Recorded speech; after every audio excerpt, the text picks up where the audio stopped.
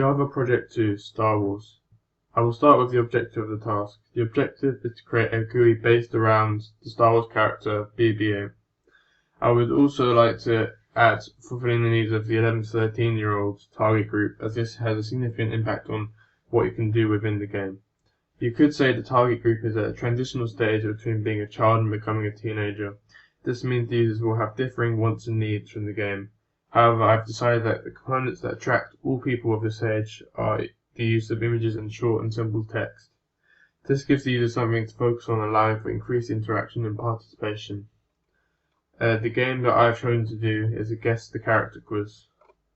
So if we go to the program, the user is first introduced to the quiz and also introduced to the host BB-8, and this is his link to the quiz. What you don't see here is the warning page for people with no internet access. If they have no internet access, they won't have access to the images as they're sourced through URL. So this is useful if they know they're not accessing everything that's available for the quiz. So if we go to the first question, it's clearly titled question 1. There's an image and a clear question. I use JOption pane dot show input message to get this drop down menu. So if I answer the correct answer, the title is clearly correct, as well as the big tick making it obvious to the user that they got it right, and there's a personalized message here. These are fun facts to make the quiz a bit different to normal quizzes, so the user doesn't just show their knowledge, but they also learn new things. This increases interactivity. So question 2 is very similar to question 1, but if I get it wrong, it brings us to the incorrect screen, and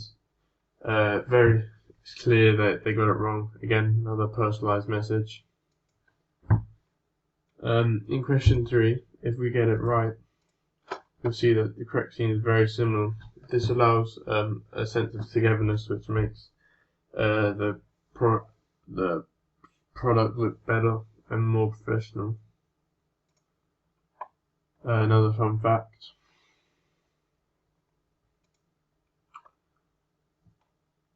If we get this question wrong, you'll see again very consistent design,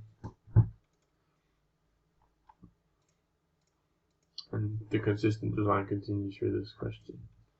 So in this page, I've shown basically the whole answers. I used 2 arrays, one for the question numbers and one for the outcome of the question. In this page, I used a counter to calculate the score. And I also use 2 linked lists so they can see which answer they got correct and which they got wrong. And this is the end of the program.